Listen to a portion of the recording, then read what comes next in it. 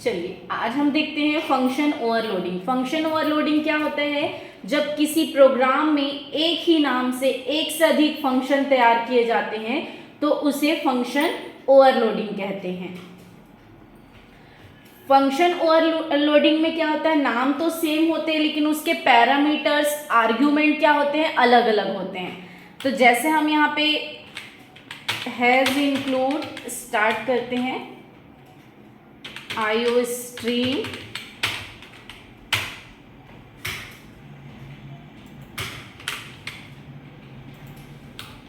Has include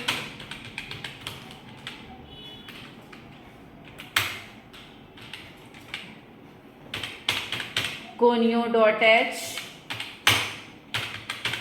using namespace std main function करली bracket open से close.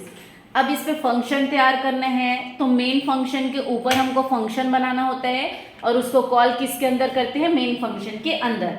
तो यहाँ पे मैं एक राम के नाम से फंक्शन तैयार करती हूँ और करली ब्रैकेट ओपन से क्लोज के बीच वर्क किए। सी आउट आउटपुट स्टेटमेंट, यहाँ पे जैसे मैं नाम लिख देती हूँ अपना,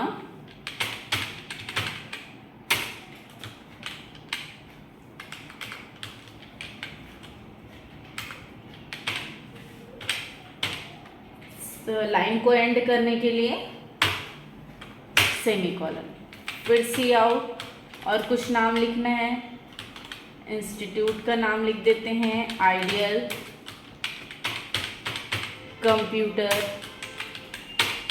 सेंटर, सेमीकोलन। तो ये लाइन को चेंज कर देते हैं, नहीं तो एक ही लाइन में आएगा। लाइन को चेंज करने के लिए /n का यूज़ करेंगे। अब देखते हैं, अब सेकंड प्रोग्राम बनाते हैं। ये हमारा प्रोग्राम हो गया। अब सेम नाम से बनेगा, यहाँ पे राम के नाम से ही बना लेकिन इस पे पैरामीटर्स लेना होगा। जैसे इस पे इंटीजर ए ले लिए, एक पैरामीटर लिए, इस पे भी जो भी वर्क होगा करली ब्रैकेट ओपन से क्लोज के बीच होगा। अब यहाँ पे a is equals to a into A का क्यूब निकालना है तो a का क्यूब निकाल दिए। सी आउट, अब यहाँ पे दे दिए, लाइन को चेंज करना है /n, टोटल इक्वल या क्यूब इक्वल भी लिख सकते हैं। किसकी वैल्यू मुझे प्रिंट करना है, a की वैल्यू, तो यहाँ पे a दे दिए। तो ये एक दूसरा प्रोग्राम बन गया सेम नाम से। फिर तीसरा भी राम के नाम से बनाते हैं, इस पे और भी चेंज करेंगे आर्ग्यूमेंट। इंटीजर a ले लिए, अब यहाँ पे ले लेते हैं इंटीजर b। तो दो वेरिएबल ले लिए यहाँ पे भी जो भी वर्क होगा करली ब्रैकेट ओपन से क्लोज के लिए। तो यहाँ पे लेंगे हम integer c is equals to a² a into a plus b² b into b plus 2 into a into b। a plus b का होल स्क्वायर का फॉर्मूला हम लगाए हैं, इसको सेपरेट कर देते हैं, नहीं भी करेंगे तो भी चलेगा। फिर लाइन को एंड करना है तो सेमीकोलन। तो ये दूसरा प्रोग्राम बना। अब इसको हम प्रिंट कर देते हैं, सी आउट /n, लाइन को चेंज कर दिए, सम इक्वल या टोटल इक्वल जो भी लिखना है, टोटल वैल्यू लिख देते हैं। टोटल वैल्यू इक्वल किसकी वैल्यू प्रिंट करना है मुझे, c की वैल्यू।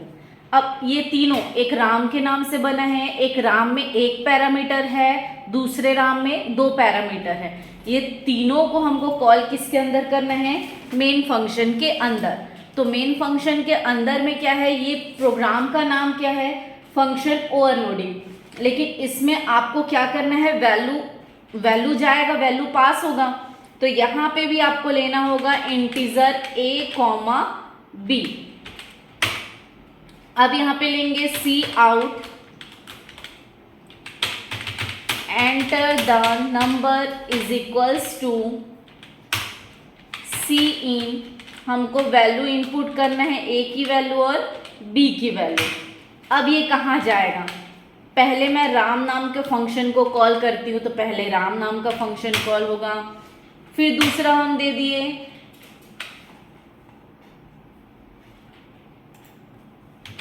फिर से राम को कॉल किए, लेकिन उसमें हम ए और बी वाले को कॉल करेंगे। तो ए और बी जिसमें 2 पैरामीटर है वो कॉल होगा, वो रन होगा। फिर एक राम और कॉल करते हैं जिसमें 1 पैरामीटर है। तो जितने बार और रिपीट करना चाहते हो, कॉल करना चाहते हो दोबारा, तो और भी कॉल कर सकते हो प्रोग्राम को।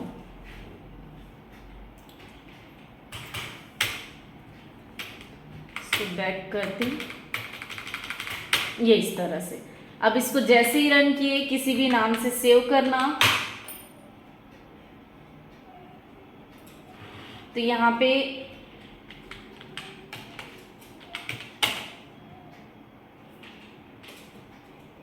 ए और बी की वैल्यू इनपुट किए, यहाँ पे नहीं आ रहा है एंटर द नंबर करके,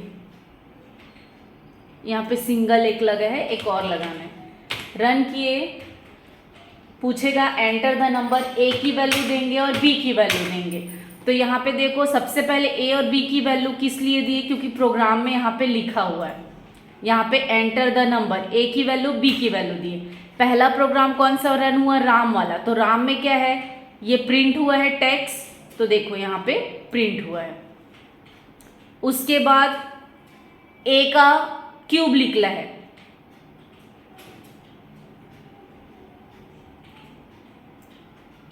नहीं सॉरी, ए का क्यूब नहीं निकला है। दूसरे में क्या है, रन हुआ है, कौन सा प्रोग्राम रन हुआ है, ए बी वाला, मतलब राम इंटीजर ए और बी, मतलब ए प्लस बी का होल स्क्वायर निकला है। तो इसलिए यहाँ पे 25 आया, 2 दूनी 4, 3 तिया 9, 4 और 9 क्या हुआ आपका 12, 2 दूनी 4, 4 तिया सॉरी 13 हुआ, 4 तिया 12, 12 और 13 कितना हुआ 25, तो 25 आया। फिर उसके बाद क्यूब वाला प्रोग्राम रन हुआ है, तो यहाँ पे क्या हुआ है, 2 का आप 3 बार गुणा करोगे, 2 दूनी 4, 4 तिया 2 दूनी 4, 4 दूनी 8, है ना। तो ये इस तरह से प्रोग्राम रन हुआ है, ठीक है। तो ये क्यूब निकला है, तो इस तरह से प्रोग्राम क्या हुआ है, रन हुआ है। अगर आप इसको टर्बो में बनाना चाहते हो तो इस पे .h लगाना, ये लाइन यूज़ नहीं करना है, यहाँ पे क्लियर स्क्रीन लगाना है, और आपको यहाँ पे क्लियर स्क्रीन लगाना है और गेट ch का यूज़ करना है, तब कंपाइल टाइम में क्या होगा, प्रोग्राम रन होगा। इसके आगे का वीडियो और देखने के लिए मेरे चैनल को लाइक शेयर एंड सब्सक्राइब करें। Thank you.